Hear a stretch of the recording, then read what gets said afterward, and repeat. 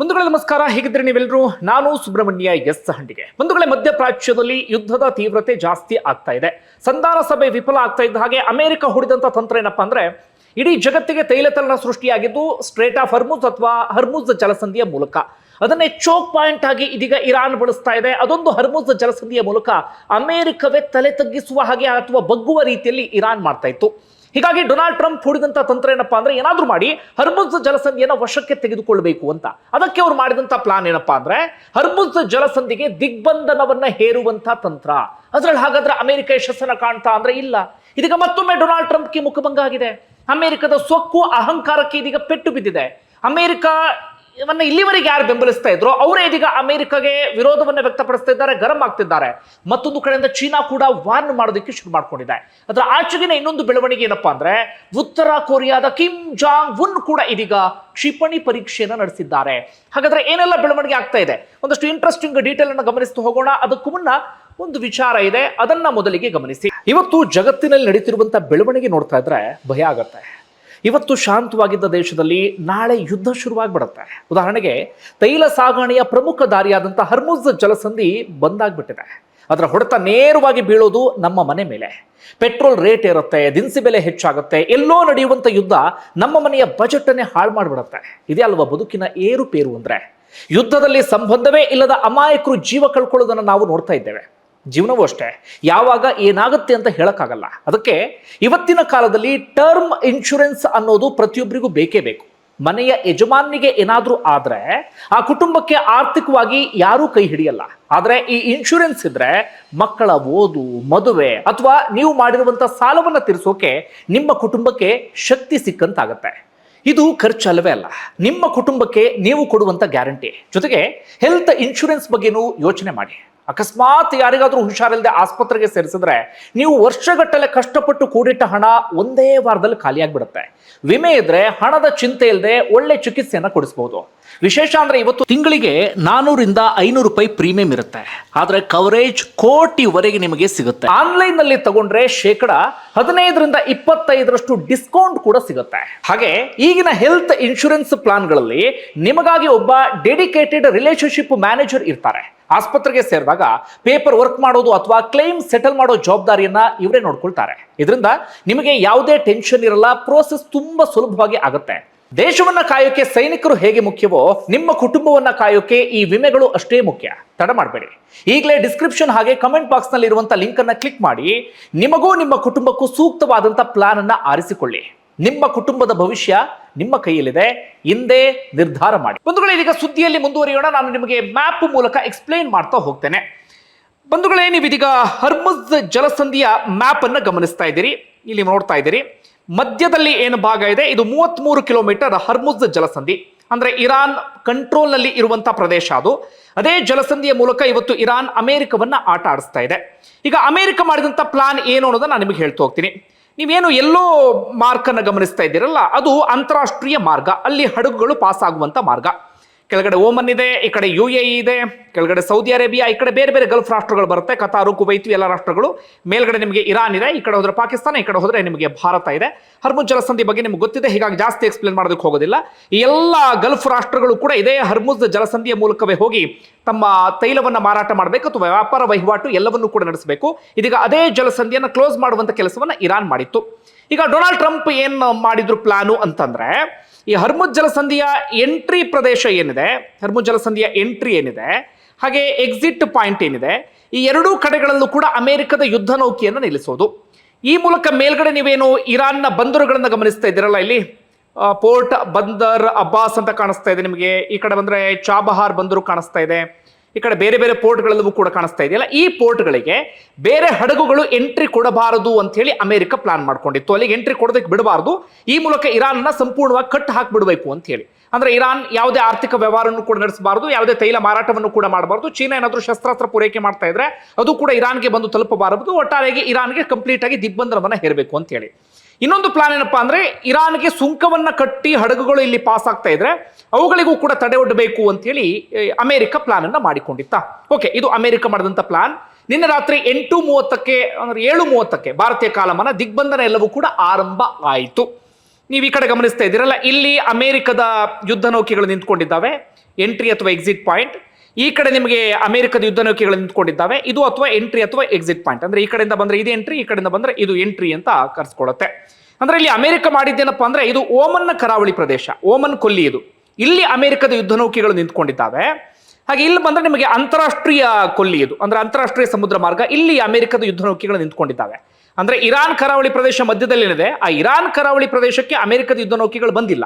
ಹಾಗೇನಾದ್ರೂ ಬಂದು ಅಂತಾದ್ರೆ ಅದು ಕದನ ವಿರಾಮವನ್ನ ಉಲ್ಲಂಘನೆ ಮಾಡಿದ ರೀತಿಯಲ್ಲಾಗುತ್ತೆ. ಇರಾನ್ ಕೂಡ ನೇರವಾಗಿ ಅಟ್ಯಾಕ್ ಮಾಡಬಹುದು. ಹೀಗಾಗಿ ಅಮೆರಿಕ ಅಷ್ಟರ ಮಟ್ಟಿಗಿನ ಧೈರ್ಯವನ್ನು ತೋರಿಸಲಿಲ್ಲ. ಕೇವಲ ಓಮನ್ ಕೊಲ್ಲಿಯಲ್ಲಿ ಅಮೆರಿಕದ ಯುದ್ಧ ನೌಕೆಗಳು ನಿಂತ್ಕೊಂಡಿತ್ತು. ಅಂದ್ರೆ ಹರ್ಮುಜ್ ಜಲಸಂಧಿಯಿಂದ ಹೆಚ್ಚು ಕಡಿಮೆ 40 ಕಿಲೋಮೀಟರ್ ದೂರದಲ್ಲಿ. ಹಾಗೆ USS ಅಬ್ರಹಾಂ ಲಿಂಕನ್, ಅಮೆರಿಕದ ಒಂದು ದೊಡ್ಡ ಬ್ರಹ್ಮಾಸ್ತ್ರ ಏನಿದೆ, ಅದು ಕೂಡ ಹೆಚ್ಚು ಕಡಿಮೆ 400 ಕಿಲೋಮೀಟರ್ ದೂರದಲ್ಲಿ ನಿಂತ್ಕೊಂಡಿದ್ದಾವೆ.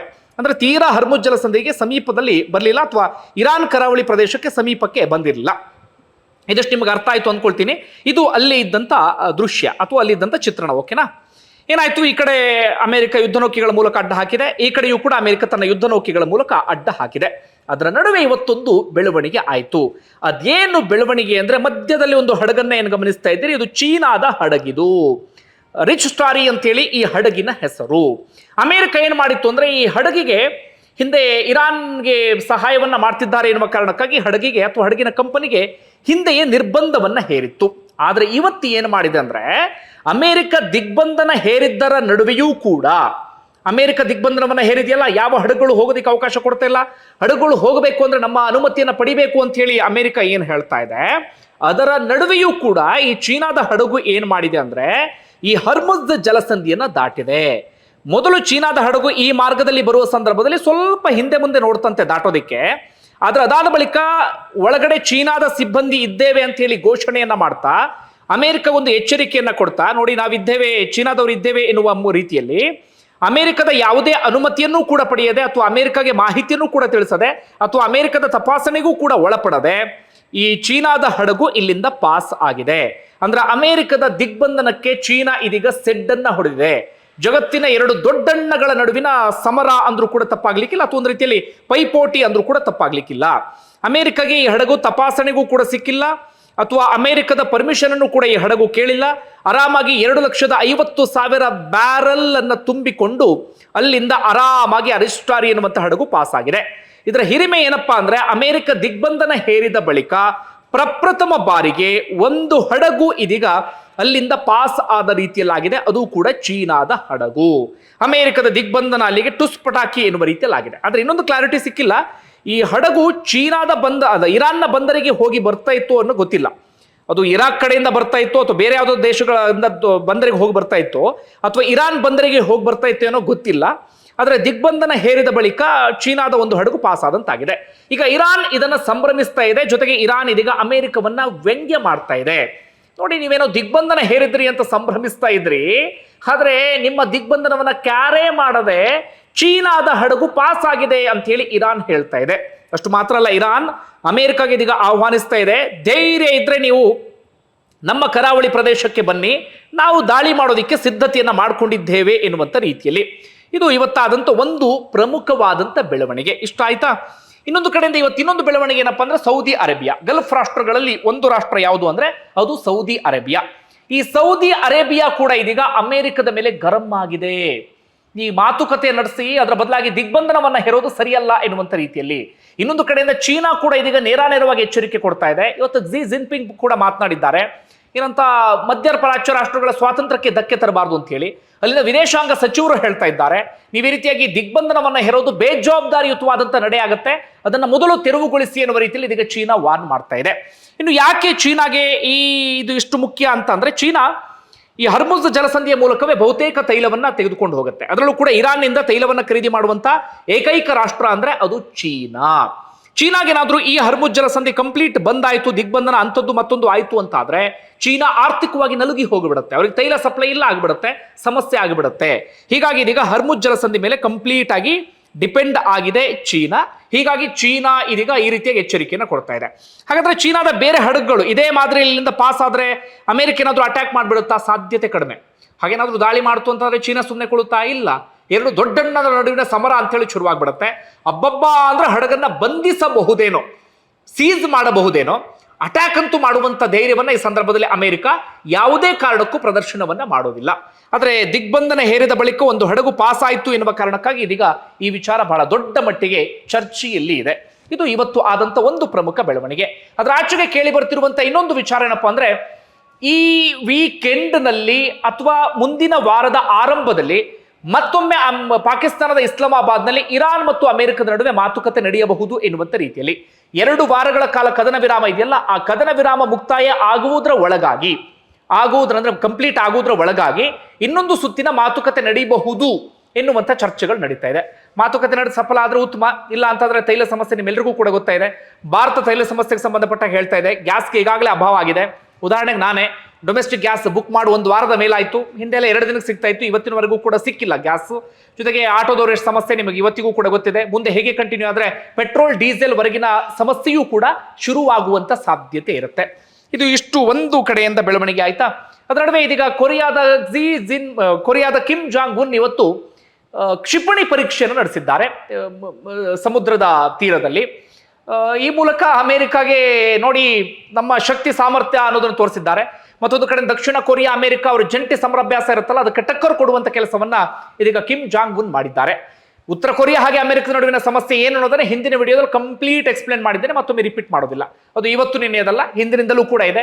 ಉತ್ತರ ಕೊರಿಯಾದ ಮೇಲೆ ಅಮೆರಿಕ ಕಂಪ್ಲೀಟ್ ನಿರ್ಬಂಧವನ್ನ ಹೇರಿದೆ. ದಕ್ಷಿಣ ಕೊರಿಯಾಗೆ ಅಮೆರಿಕ ಸಹಾಯವನ್ನ ಮಾಡುತ್ತೆ.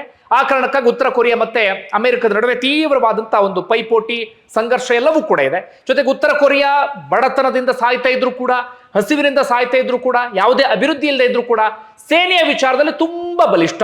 ಅಮೆರಿಕದ ಹೊರಗೆ ಹೋಗುವಂತ ಖಂಡಾಂತರ ಕ್ಷಿಪಣಿಗಳನ್ನ ಅವರು ರೆಡಿ ಮಾಡಿ ಇಟ್ಕೊಂಡಿದ್ದಾರೆ. ಆಗಾಗ ಅಮೆರಿಕವನ್ನ ಕೆಣಕೋದು ಅಥವಾ ಅಮೆರಿಕಾಗೆ ತಮ್ಮ ಶಕ್ತಿ ಪ್ರದರ್ಶನವನ್ನ ಮಾಡೋದು, ದಕ್ಷಿಣ ಕೊರಿಯಾ ಮತ್ತೆ ಜಪಾನ್ಗೆ ಹೆದರಿಸುವಂತ ಕೆಲಸವನ್ನ ಕಿಮ್ ಜಾಂಗ್ ಉನ್ ಮಾಡ್ಕೊಂಡು ಬರ್ತಾನೆ ಇದ್ದಾರೆ. ಇದೀಗ ಮತ್ತೊಮ್ಮೆ ಕಿಮ್ ಜಾಂಗ್ ಉನ್ ಅದೇ ಕೆಲಸವನ್ನ ಮಾಡಿದ್ದಾರೆ. ಇದು ಇವತ್ತಿನ ಮತ್ತೊಂದು ಪ್ರಮುಖ ಬೆಳವಣಿಗೆ. ನೋಡೋಣ ಎಲ್ಲಿವರೆಗೆ ಹೋಗಿ ತಲುಪುತ್ತೆ ಅಂತ ಹೇಳಿ. ನಿಮ್ಗೆ ಏನಿಸುತ್ತೆ ಕಮೆಂಟ್ ಬಾಕ್ಸ್ ಅಲ್ಲಿ ಮೆನ್ಷನ್ ಮಾಡಿ. ಧನ್ಯವಾದ.